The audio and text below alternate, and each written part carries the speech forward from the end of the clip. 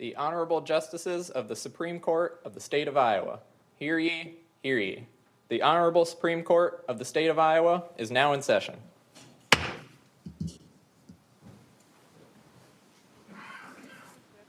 Seated. We are here today in the matter of 4 separate cases. The case of Mary Catherine Wallace versus Kristen Wildensee and Mary Wallace is hereby submitted without oral argument. And our first case today, actually there'll be 3 other oral arguments today, and the first one will be Planned Parenthood of the Heartland, Inc. versus Kim Reynolds, ex-rel State of Iowa. Looks like the parties are ready. It's my understanding, Mr. Shandovel, are you going to argue for the appellant? Yes, Your Honor. Thank you. You may begin.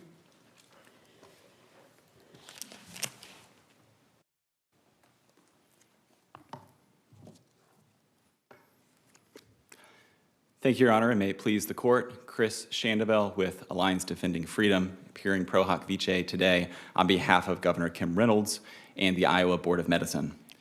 For close to 100 years, this court has repeatedly reaffirmed that courts have the authority to vacate or modify their own injunctions based on a substantial change in the law. The district court tried to distinguish each of those cases based on differences that did not make a difference in any of those cases, and based on distinctions that do not make a difference here. As this court plainly held in Baer, the court which rendered an injunction may modify or vacate the injunction if over time there has been a substantial change in the facts or the law.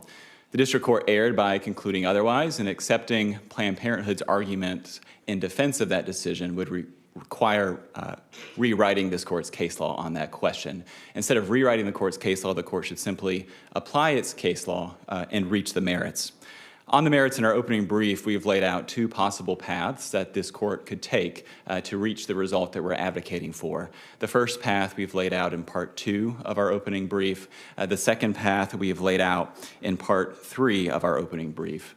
Under that, Before you get going here, I want to make sure that I understand the red brief is correct, that there were 2 concessions made on behalf of the governor and the state.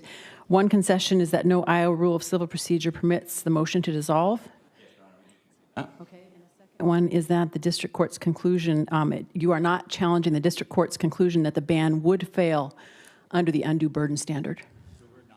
That conclusion, assuming the undue burden test that this court would apply if it were to adopt that test were the exact same as the test that the U.S. Supreme Court applied in Casey. I mean, that test last year. Honor, the plurality opinion did not adopt that test. The plurality opinion was very careful to say we're not deciding what should be the test going forward because the state hasn't asked us to decide what the test should be going forward. We're going to simply ask the parties on remand to take evidence under the undue burden test based on the plurality's thinking that the test applied in PPH 1 remained the governing standard, but the plurality specifically invited further litigation on that question. So the state was perfectly prepared on remand to further litigate that question, but my friends on the other side voluntarily dismissed that case, so we didn't get the opportunity to litigate the standard there. So what we did on behalf of the governor and the Board of Medicine, we filed a motion to dissolve the injunction issued in 2019. In this case, we asked the district court to allow the parties to further litigate that question exactly as the plurality in PPH 4 said the parties could do. And the district court concluded that it could not reach that question because this court's language in PPH 4 that the standard applied in PPH 1 remained the governing test for now. The district court thought that that prevented the court from deciding that question in the first instance, and instead that question should be left for this court on appeal. The plurality opinion explicitly said the parties are free to litigate the correct standard.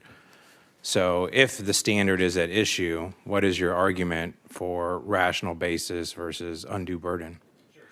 The question of what the standard should be under Iowa law, it's a very straightforward analysis, and the answer is that the test has to be rational basis analysis. As this court has said in cases like King and Sanchez, the test under Iowa law, King, Sanchez, and Searing, the test under Iowa law is a two-stage analysis. The first stage is determining the nature of the substantive due process right that's being alleged, whether or not it's fundamental. This court answered that question in PPH 4 just last year and said the alleged right is not fundamental. The second part of that analysis, if the right is fundamental, strict scrutiny applies. If the right is not fundamental, rational basis review applies. So we're on the merits, we're simply asking this court to complete that second part of the two-stage analysis. The only option available to the court is rational basis analysis.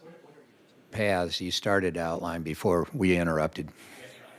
Path is the one that we advocated for in the district court, and so that would mean holding that the district court erred by not further litigating that question of what standards should apply. We think that question was an open question for the district court to litigate. We think, especially post Dobbs, the PPH 1 majority opinion's reliance on the alleged concession by the state there that the state right is coextensive with the federal right, and therefore the court applied undue burden analysis. Once there is no undue burden test under the federal Constitution, any weight to be given to that concession would actually lead to the opposite conclusion, that now that rational basis review is applied under the federal Constitution, rational basis review has to be the test under the state Constitution. But we're not asking the court to rely on that alleged concession. We're just saying under that first path, the question was an open question the district court could have resolved. The court erred by not resolving it. You say that there's no ground in between strict scrutiny, fundamental right on the one hand, and rational basis on the other. Wasn't there in this country sort of an intermediate standard under, at least as to the federal right, at least between Casey and Dobbs? Intermediate standard, but that standard was based on the premise that the abortion right was a fundamental right. So in Your Honor's majority opinion just last year in PPH 4, Your Honor walked through some of the other substantive due process contexts, including a right to procreate, a right to family creation, et cetera, and said in those contexts, we've done something that looks more like an intermediate type of scrutiny, but in each of those cases, in reading the majority opinion there, each of those cases that intermediate level of scrutiny was premised on the existence of a fundamental right.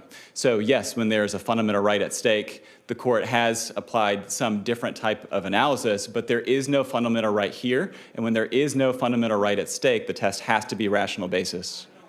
You about what I wrote, but I will.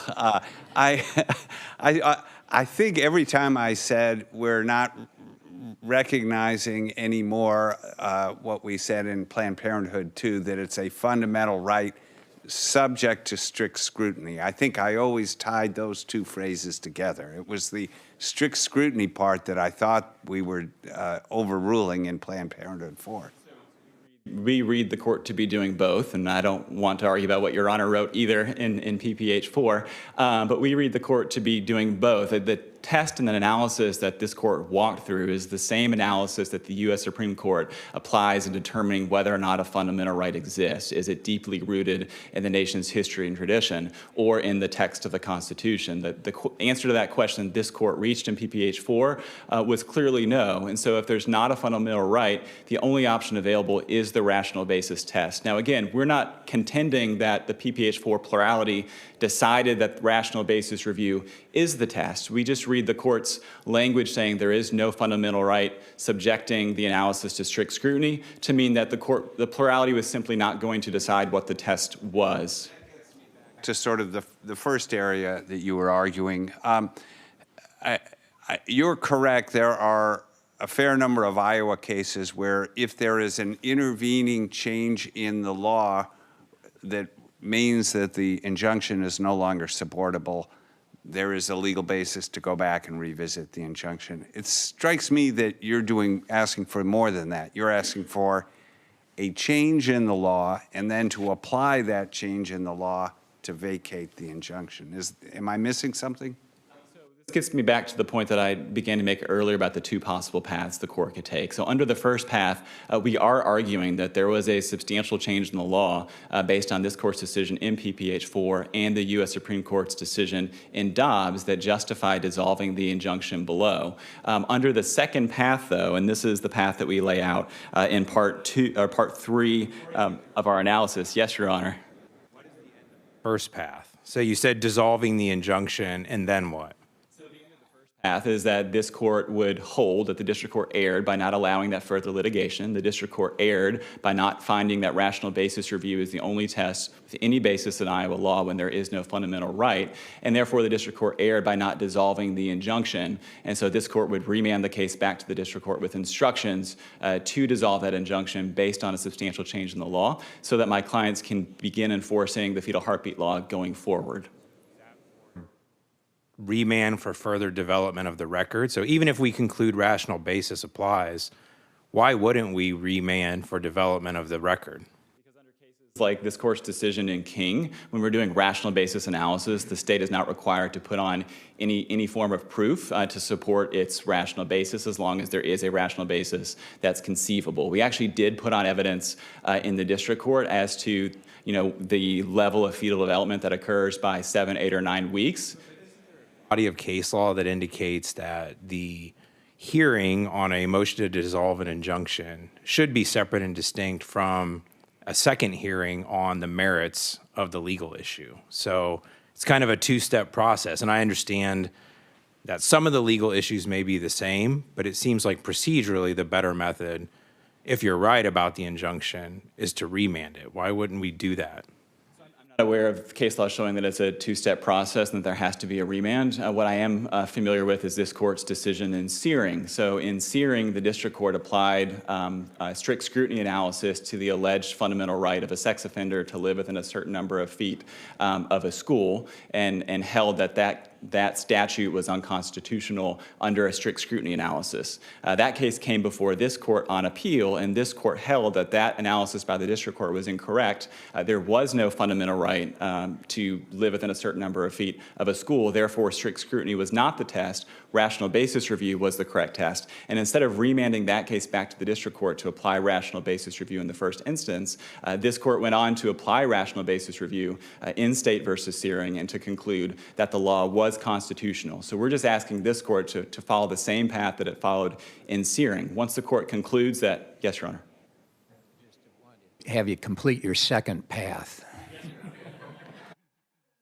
So my second path, Your Honor, is part 3 of our opening brief, and that's what the U.S. Supreme Court did in Agostini. So Agostini was an Establishment Clause case, and the injunction that was at issue in that case was actually an injunction that had been issued 12 years earlier on remand from the U.S. Supreme Court's decision in Aguilar. And so 12 years after that injunction, that permanent injunction was entered, the parties who were bound by it, so the Board of the Education for the City of New York and the parents there, filed a petition to modify or vacate that injunction based on what the parties perceived as a substantial change in the U.S. Supreme Court's Establishment Clause jurisprudence.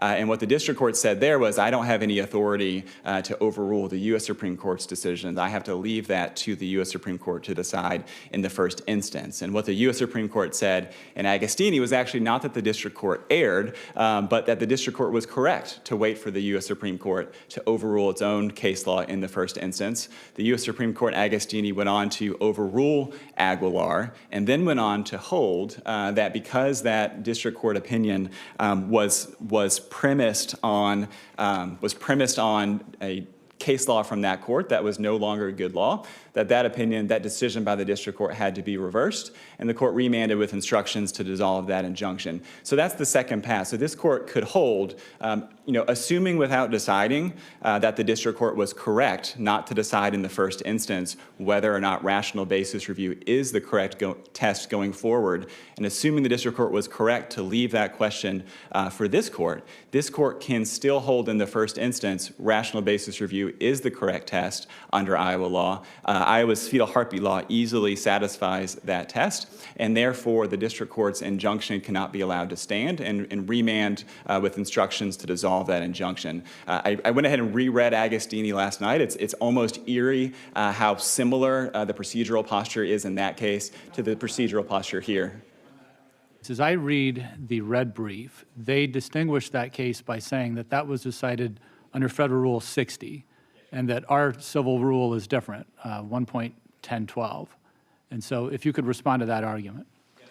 We point out on page 47 of our opening brief, a point that my friends on the other side don't respond to. It's long been established, and this is quoting Wright and Miller on this point, that Rule 60b-5 is, quote, little more than a codification of the universally recognized principle that a court has continuing power to modify or vacate a final decree. So it's the same power, the same inherent authority that we're invoking in this case under Iowa law, under cases like Wilcox and Iowa Electric and Spiker, which postdates the rules, obviously. That's the same authority that was being applied in Agostini under Rule 60b. The only difference is it's been codified there. It hasn't been codified under the rules here, but it's the same authority. Yes, Your Honor.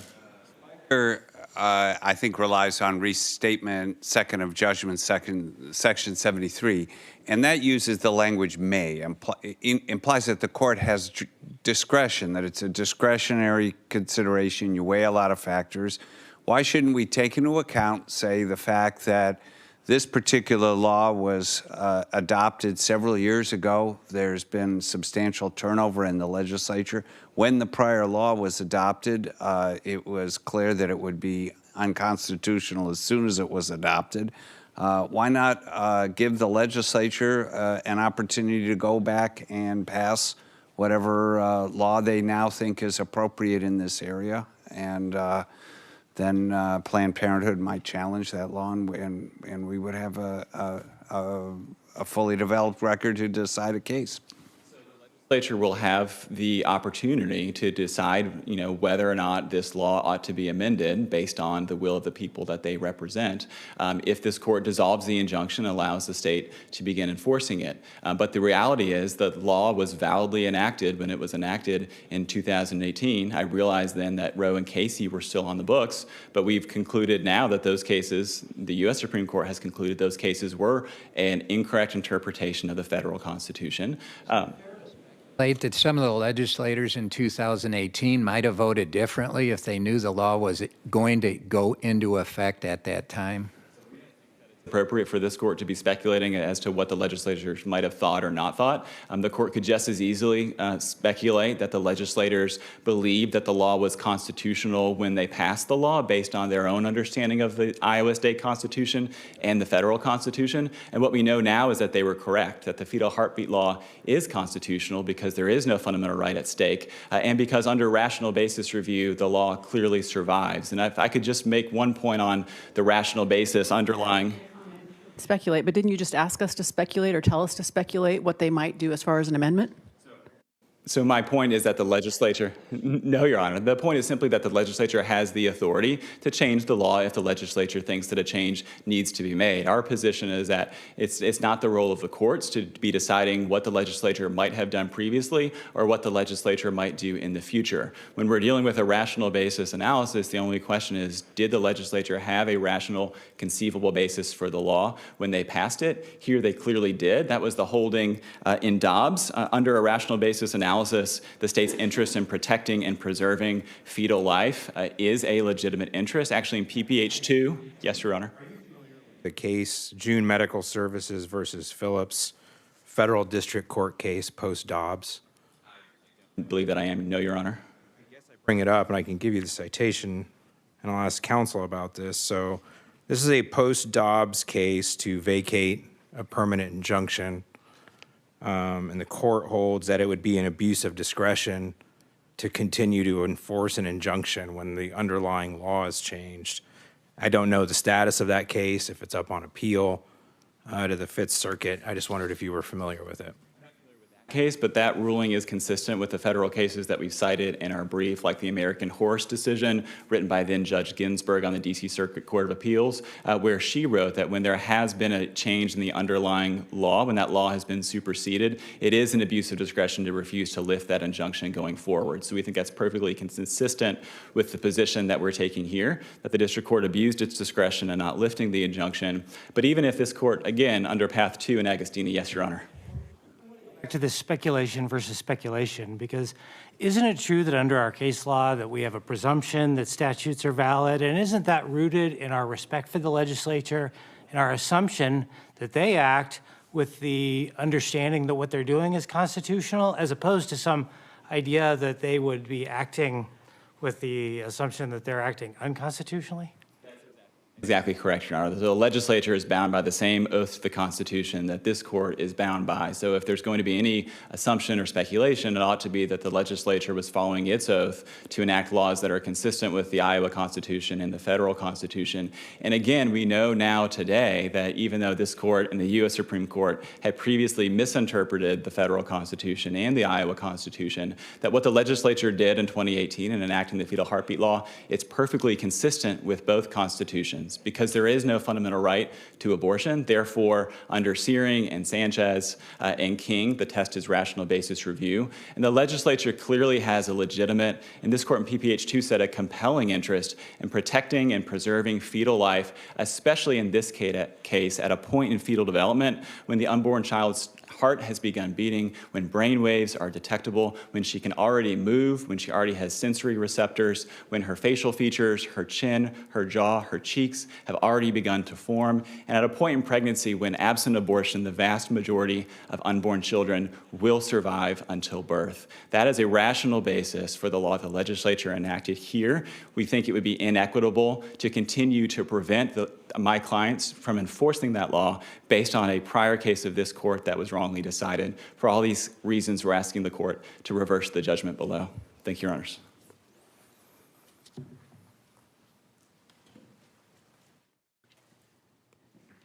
It's my understanding Mr. Eam will argue, is that correct? That's correct, Your Honor. Thank you.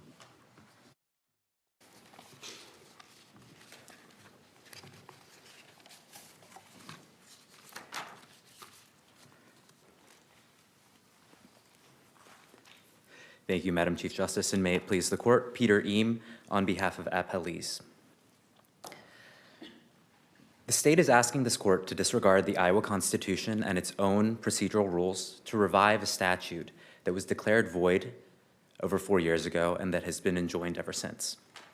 As an initial matter, this appeal is not procedurally proper because there was no new final order to appeal. And on the merits, the state's arguments fail for 3 reasons. First, the ban is void because it was unconstitutional when it was passed. Second, Iowa procedures do not permit the state's motion. And third, there was no change in law that would justify vacating the injunction. Starting with the motion to dismiss, the district court's December order is not a final judgment under Rule 6103. And explain to me the argument that the law was void. What do you mean by that exactly? Under the plain text of Article 12, Section 1 of the Iowa Constitution, any statute that is inconsistent with the Iowa Constitution shall be void. Those are the words of the Constitution. And in the words of this court in Security Savings Bank, that means that the law is void as though it never existed. That is consistent with the intent of the framers of the Constitution, who at the 1857 convention. Saying that it's removed from the code? Your Honor, it is null and void. It's as though it never existed, and it's Saying that this is removed from the code? a technical matter. I don't believe it would be removed from the code, but it would be without effect. In any circumstance could rely on the statute, correct? I want to make clear. During the pandemic, we issued a supervisory order that told the statute of limitations. Judge Huppert held that that provision of the supervisory order was unconstitutional and void. So are you saying that that supervisory order is void no litigant in the state of Iowa can rely on it unless we reissue the order? Your Honor, I have two responses to that. First, that is not our position. Certainly, the litigants in that case could have appealed the district court's declaration of voidness to this court. Order from a district court holding one of our orders unconstitutional. Your position is that makes it legally void. That's the facts of this case, as if it didn't exist. So no party can rely on that. Is that what you're saying? In a future case, if someone made the argument that under Article 12 that ruling was void, then this court could pass on that and decide whether that ruling was correct to begin with. And in this case, I think it's beyond dispute that on. You're not saying we have the authority to pass on the constitutionality of this statute. You're saying it doesn't exist. So I'm asking you, what's the status of our supervisory order if your theory of law is correct? Constitutional by a district court and is not in effect, then that is the status. And then if a future party decides to appeal that decision and bring it to this court, then this court can pass on that initial decision. I think that you have to look at both the time that the order went into effect and the time of the ruling and now. And I think that that case is. In this case, you have a district court order holding a statute unconstitutional. The law has changed. Now a party is seeking us to make a legal determination on the constitutionality of the statute. It's the exact same fact pattern. This case, because in 2018, there is no question that this law was unconstitutional under the Iowa Constitution, under this court's holdings. And I'm not. The McCulloch case in 1909, because wasn't that true when they enacted that law, that it was already unconstitutional under federal precedent? There, we have to look at the plain text of Article 12. Article 12 says that any law inconsistent with the Iowa Constitution shall be void. McCollum and the O'Neill case that followed it in 1910 both dealt with laws that were unconstitutional under the U.S. Constitution. Article 12 doesn't have anything to do with that. Another, in the Godfrey case, which a different case, Justice Apple wrote the majority opinion, and he had this theory that Article 12, Sections 1, et cetera, was mostly transitional. It was a way to transition into the new Constitution of 1857. And I disagreed with him at the time, but now I think there might be something to that. If you read Section 1, it says, the Constitution shall be supreme law of the state. Any law inconsistent therewith shall be void. General Assembly shall pass all laws necessary to carry this Constitution into effect. And then the next section says, all laws now in force and not inconsistent shall remain in force. Maybe all 1 and 2 we're dealing with was that transitional period where we were adopting in Iowa a new Constitution, and what it's meant to say is the stuff that went before, if it's inconsistent, it's off the books. If it's consistent, it's still on the books, and the legislature gets to adopt new laws to implement it. What's wrong with that reading? I have two responses to that. First is that it appears that the framers of the Constitution copied Article 12, Section 1 verbatim from the Rhode Island Constitution, which had been passed about a decade and a half before. And it was the consistent holding of the Rhode Island Supreme Court from the 19th century to the present that provision of their Constitution means that any law that is unconstitutional is void. Second, Your Honor, Security Savings Bank. In the dissent in Godfrey, or a related point. Go ahead. Second, the Security Savings Bank was decided in the 1920s. That's after McCollum, after O'Neill. And in that case, this court explained that the meaning of Articles 12, Section 1 was that any law inconsistent with the Constitution shall be void. Now, I want to point out and make very clear that we're not saying that the state is without recourse to any remedy here. The state could certainly go and repass a law. And if that happened, then we would challenge it. It would be up on appeal. And all of these voidness and procedural issues would not be live. Distinguish this statement in O'Neill. It says, this is what we held. It is, of course, well settled that a statute which has been held unconstitutional, either in toto or as applied, is valid and enforceable without reenactment when the supposed constitutional objection has been removed or has been found not to exist. And I understand your argument about voidness, but it's void in the particular case so long as the constitutional infirmity remains. I mean, I don't know how O'Neill could be clearer, and how do you distinguish it? Context of O'Neill, it would be our position that it refers to the federal constitution and that the court was not implicitly overruling Article 12, Section 1 in that case. But, Your Honor, even if the court concludes that the law is not void, Your Honor, as an initial matter, the appeal is not properly before the court because there was no new final judgment under Rule 6103. Now, I want to explain why that rule makes sense in this case, and I think to understand that, it's helpful to zoom out a little bit and look at what the state's asking for. So below, the state moved to dissolve based on a purported change in the law. So the state argued that the law had changed.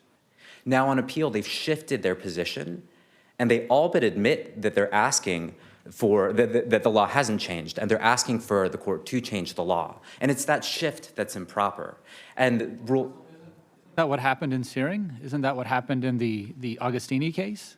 I mean, isn't that exactly what the court did? It took that case and then decided the underlying issue?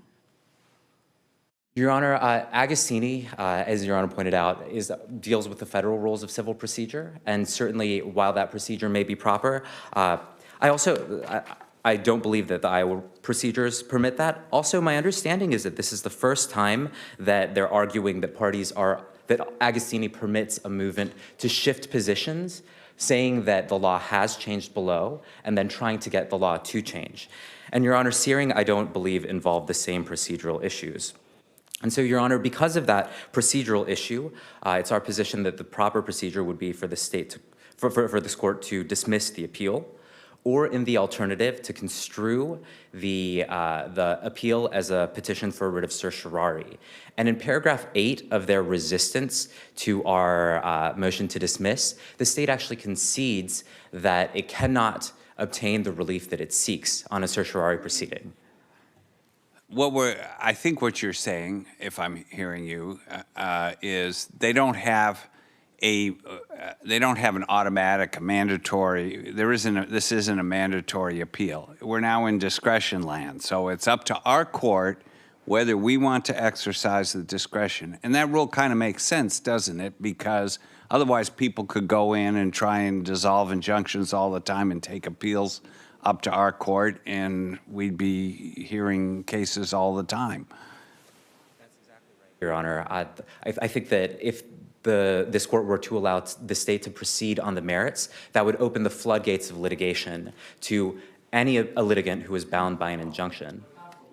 Before, right? In Helmkamp in 1977, the court went back in and changed an injunction based on a nuisance, right? And in that case, it said that it was based on a change in facts. This is the ready mix plant in Carroll. And the court said that based on a change of facts, it would undo that injunction. Here we have a change in law, but why can't we undo it here? Responses, Your Honor. First, on the motion to dismiss, I believe in Helmkamp, the district court actually did grant the motion to modify the injunction. And if the district court in this case had modified the injunction, then that new order would be a new final judgment because it would be a new disposition of the rights of the parties. But when a district court denies a motion to vacate an injunction or modify an injunction, then that order, that new order denying the modification motion, is not itself a new final judgment. So that's our position as to the motion to dismiss on Helmkamp. Now, on Helmkamp, as to our procedural arguments, Your Honor, I think that there is there's really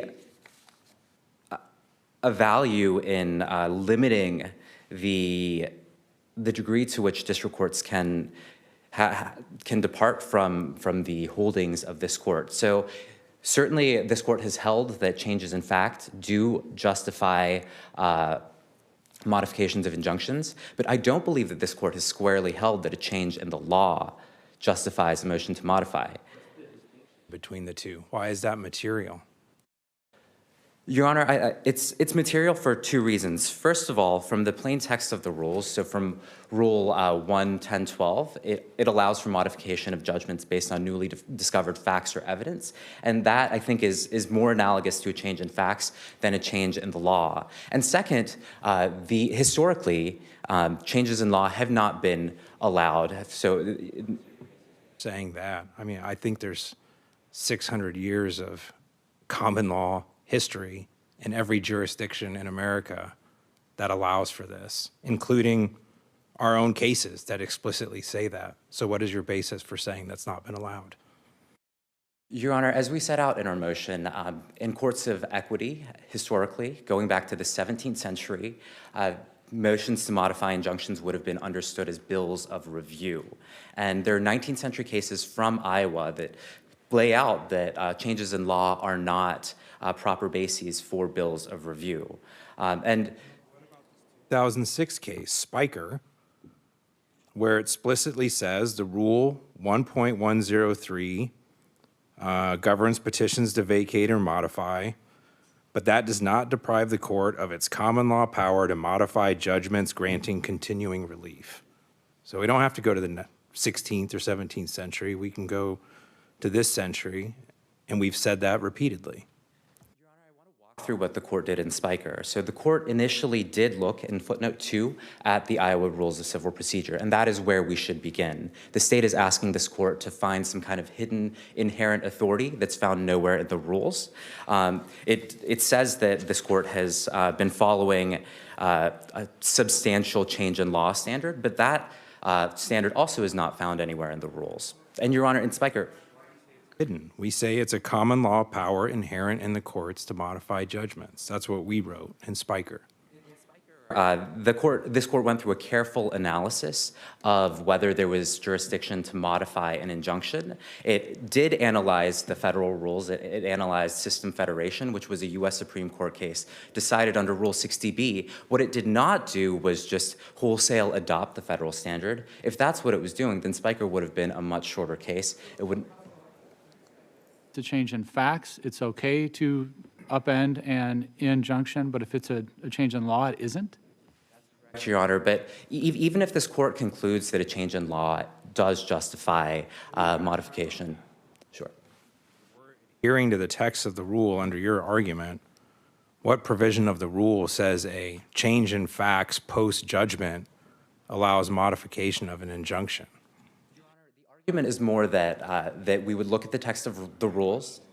We have to adhere to the text of the rule. So what provision in the rule allows for modification of a permanent injunction more than 1 year after the fact based on change in facts? If I said that it has to be in the text of the rules, I misspoke. I meant that it would have to be in the text of the rules or a judicially recognized exception. But ultimately, Your Honors, even if this court concludes that modification is a basis for, a change in law is a basis for modification, the law in this case simply has not changed. And even if the district court has inherent authority to modify injunctions, that is a discretionary authority. In PPH2, that case relied on strict scrutiny, right? And we said in PPH4 that decision was wrong. Isn't that a change in law? I mean, that was the whole basis for this injunction in 2019. Change in law. In PPH4, this court held that the right to abortion is not a fundamental right under the Iowa Constitution subject to strict scrutiny. But the PPH4 decision left in place the undue burden standard. And under undue burden, the state has conceded that, that this ban does not pass constitutional muster. Argument for why we should, going forward, continue to apply some form of heightened scrutiny, something in between strict scrutiny and rational basis. Context involving constitutional rights, commercial speech comes to mind, voting rights. This court has applied intermediate scrutiny. And in the PPH2 dissent and the PPH4 plurality opinion, this court laid out that there's a reason that we have the undue burden standard because there are substantive due process rights at stake, and that's weighed against any interest that the state has in protecting potential life. But the undue burden standard does protect pregnant people's rights to privacy, to bodily autonomy, to liberty. These are the rights that are protected. And the undue burden standard accounts for that. And Your Honor, because of the strange procedural posture of the case, because this case was decided under a different standard, and then the next time the issues were live was a motion to dissolve, there are claims in this case that haven't even been litigated at all. So we didn't raise our Article 1, Section 1 claim, for example. Abortions after 15 weeks survive an undue burden challenge. Question is not before the court, and certainly if this court adopted an undue burden standard, then ultimately it would be up to the court to decide exactly what that undue burden standard means. I think that we would argue that it would not, but that is not the question here. The ban in this case involves a ban at 6 weeks that record in the evidence shows would outlaw 98% of abortions in the state of Iowa. That there might be other challenges that PPH would raise to the statute. Let's assume that we conclude the district court erred or abused its discretion on the procedural issue, on whether it had the power to actually dissolve an injunction. Does that mean then that we should remand this for further proceedings as opposed to deciding the issue as a matter of law in this court? Your Honor, I think that that would be the proper procedure, as this court did in PPH 4. That's because there is this Article 1, Section 1 claim that's still live. It's inalienable rights claim, and I know that courts in other states, for example, have decided that their inalienable rights provisions protect the right to abortion, and there are also still facts that are in dispute. The state itself points out a factual dispute in footnote 1 of its brief. And because of those disputes, the proper procedure, if this court reaches that question, and if this court ultimately decides that the court abused its discretion, would be to remand. Your Honor, I want to point out one final thing, which is that Follow up to that. If PPH has different constitutional arguments that it's raising, can we even decide the standard of review or the appropriate substantive standard without knowing the constitutional provisions at issue? So would it be remand with instruction like we did in the prior case, saying the standard should be subject to further litigation and development in the district court, or should we decide a standard here? Your Honor, I believe that the proper procedure would be to let the district court decide that in the first instance, because these Article 1, Section 1 claims have not been aired at all. Article 1, Section 1 was amended in 1998 to include women's rights. It says all men and women shall, and Your Honor, I see that I am out of time. May I conclude? Thank you. So Article 1, Section 1 guarantees the rights to enjoy life and liberty and to pursue and obtain safety and happiness to all men and women in Iowa, and that incorporates the understanding of women's rights in 1998. So for all of those reasons, Your Honor, we would ask this court to dismiss the appeal. In the alternative, construe the appeal as a motion for writ of certiorari and deny the petition. Or if this court denies our motion to dismiss, to affirm the ruling of the district court. Thank you.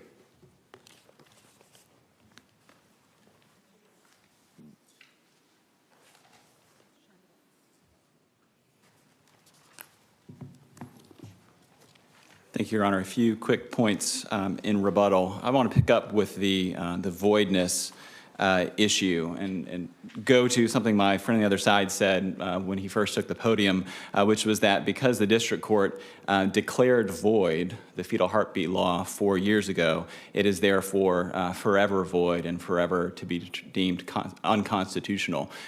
We just don't think that that's the way that the decisions of lower courts or even decisions of this court work. It's not up to the courts to declare a law constitutional or unconstitutional. It's the Constitution itself that determines whether or not the law is or is not constitutional. So yes, the district court declared that the district court's interpretation of the state constitution was that the fetal heartbeat law was unconstitutional in 2019, but we now know that there is no fundamental right to abortion under either the Iowa state or the federal constitution.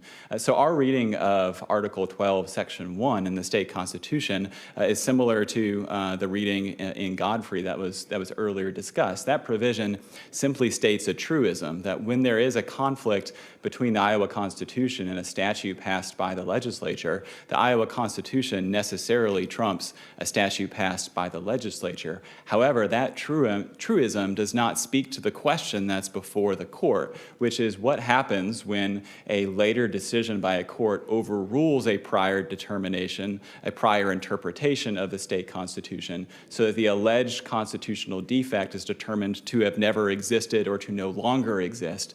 This court addressed that question in McCollum and O'Neill and clearly held that there is no need to reenact the underlying. On how far back we can go. I mean, just another example.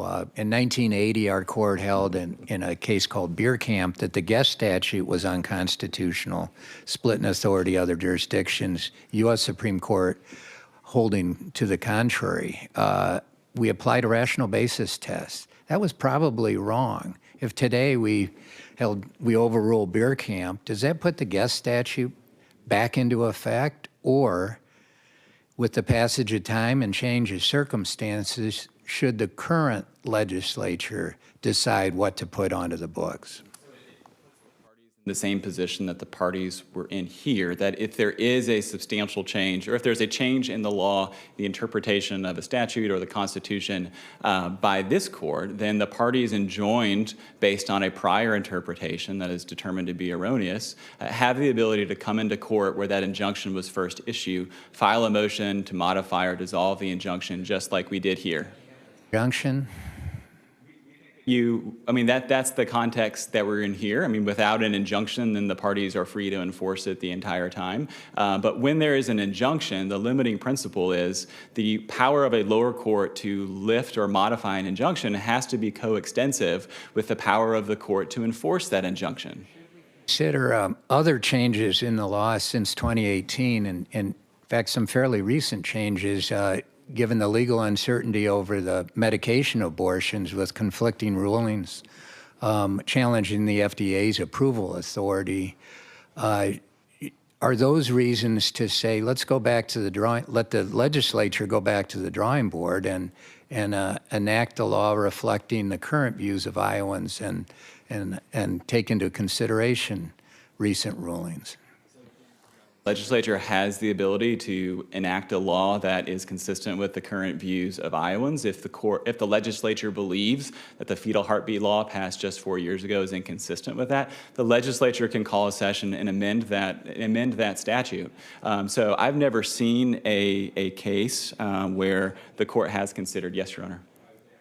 Do you know of a case or of any authority that holds the judicial branch can prevent another branch of government from enforcing the law because the composition of the legislature has changed and we think that the people should just have to reenact the same law to confirm that they meant what they said?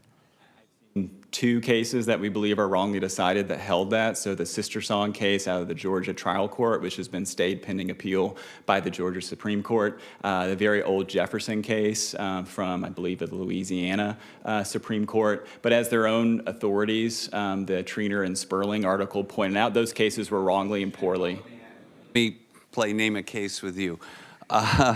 Also, I'll do what Justice McDonald's just done. Can you give me a case in Iowa where our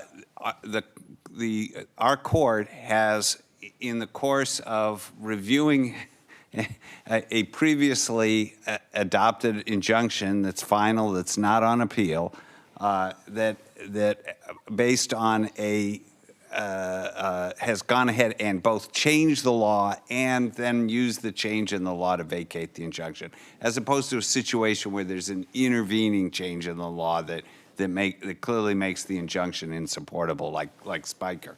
Have we ever done the two-step that I was talking about earlier?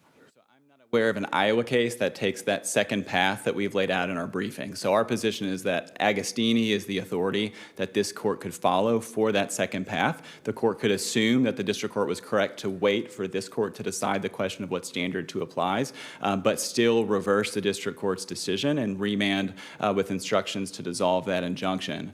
There is plenty of authority for the first path that we've laid out, which is that if the court agrees that there was a substantial change in the law based on PPH4 and Dobbs, because the question of what the standard is became an open question, and under binding Iowa case law, the only option available if there's no fundamental right is rational basis review, then necessarily this law survives that review. And Your Honor, we spoke earlier about the majority opinion in PPH4, and I did go back and look at the portion of that opinion that I was referring to when Your Honor does discuss, this is at Penn site 739, the majority opinion says, previously, even when we deemed a right related to parenting fundamental and implicit in the concept of ordered liberty for purposes of substantive due process, we analyzed whether the government restriction directly and substantially intruded upon it. So still dependent on there being an underlying fundamental right.